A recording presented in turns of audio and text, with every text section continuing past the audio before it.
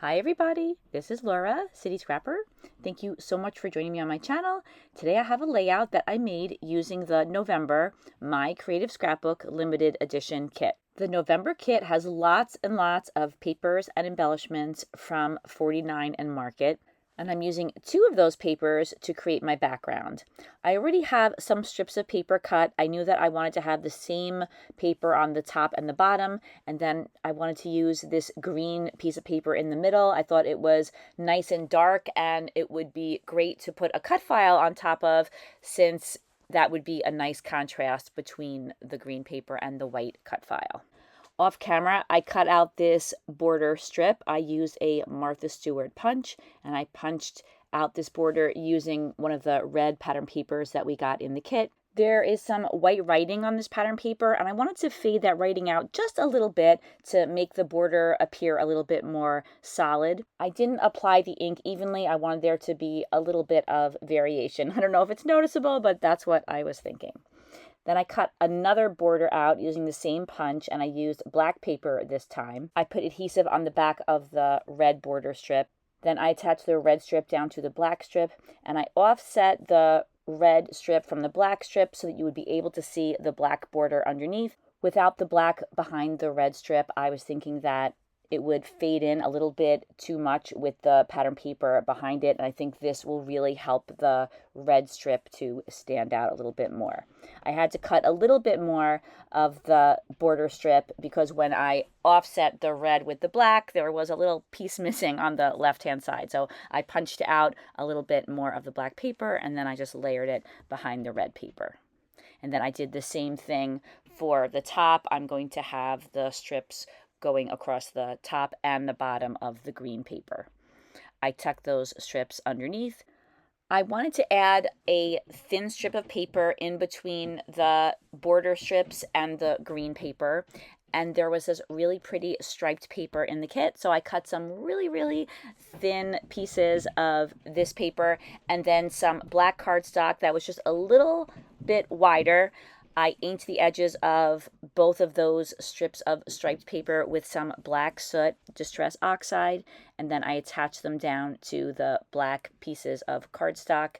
And I didn't measure them. I was just trying to do everything by eye, but I did have to cut those black strips a few times. You could see off to the left, there's a couple of strips of paper that were just a little bit too wide. I'm attaching the border strips down now.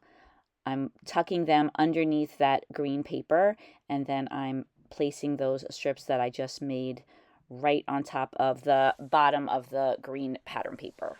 Usually my paper trimmer is off camera, but because I'm at a crop, you could see it on the left-hand side, and I just used it not to cut something, but to make sure that those striped pieces of paper were on the layout straight. Now I'm attaching down the cut file. I had cut this out, backed it, and stitched it earlier when I was still at home, and then I couldn't think how to use it, but once I got to the crop, I found that my ideas started flowing, so I was happy that I had it made and ready to attach down to my page. I have 2 photos of my daughter Julia that I had cut out, I think last year, and I never ended up using them for layout, but they worked really well on this layout. I just needed 2 small photographs, one for either side of the cut file, so I was really happy that I was able to use them and incorporate them into this layout. On my mat, you could see that I have selected a number of die cuts or laser cuts and some strips of paper that I want to use on the layout.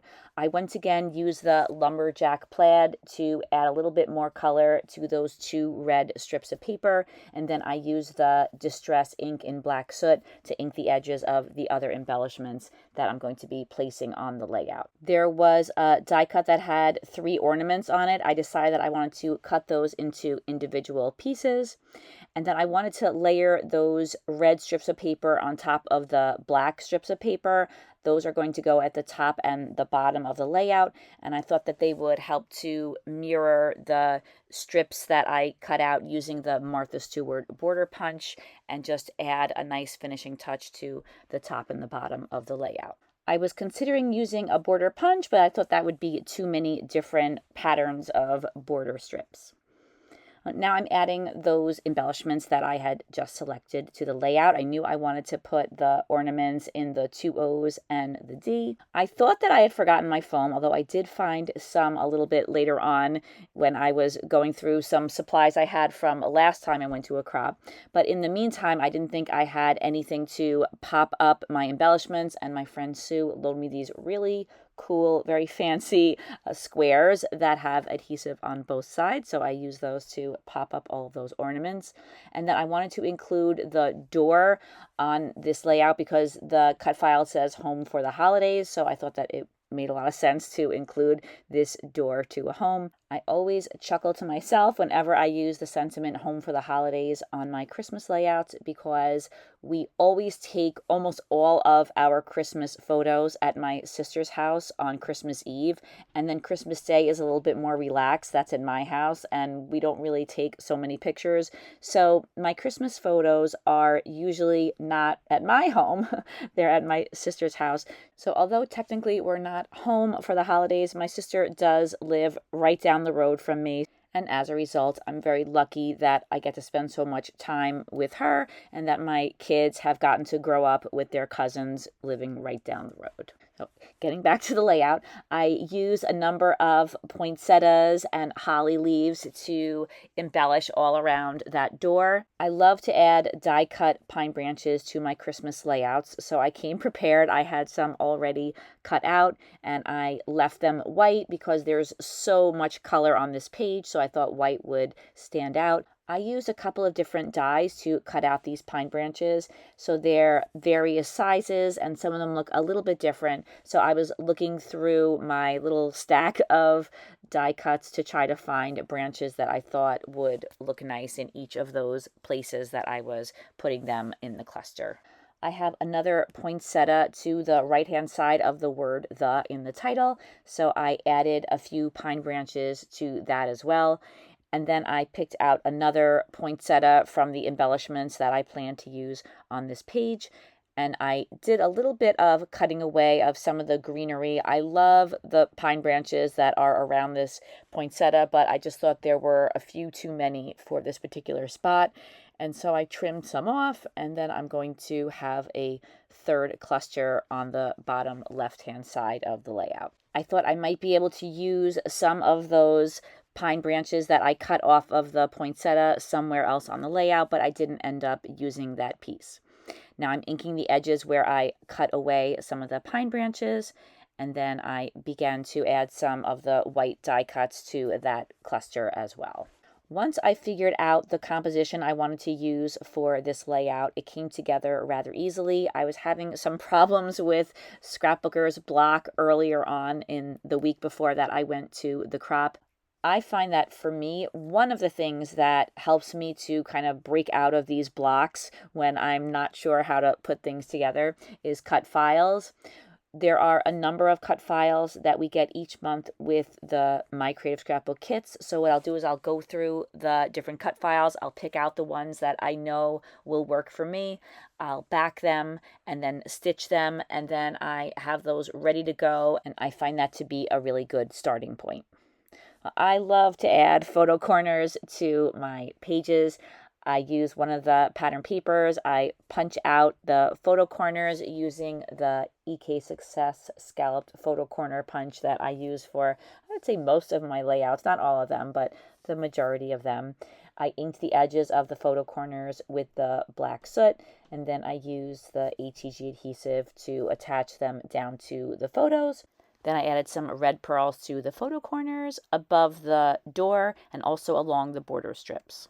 I love adding things like jewels and pearls to my layouts, especially Christmas layouts. I think that because there's so much paper, it's nice to break that up with something that's made of a different material, and I think that these go really well with the whole Christmas spirit. I'm using some Aleene's gel glue to attach those die cut pieces down. I had placed them where I wanted them, but I hadn't glued them down. I like to use the gel glue because it dries perfectly clear. And then I also wanted to add a couple of other embellishments. I have a little banner that says Holly Jolly Days. That's going underneath the title. And then I'm also including a tab that says Happy Holidays. That's going on the right-hand side of the layout. There were lots and lots of embellishments, including lots of sentiments, so I thought I would include a number of those. Once I got home, I added a red bow to the letter A, and this layout is complete, and here are some close-ups. Thank you so much for watching this video. I wanted to thank each and every person who has supported my channel this year. I am very appreciative. I really hope that you enjoyed watching this video. I had a lot of fun making this layout. Please take a look in the description box where you can order a subscription to any of the My Creative Scrapbook kits. My favorite is the limited edition kit, but there are 3 other beautiful kits too. Thank you again for watching. Take care, everybody. Bye-bye.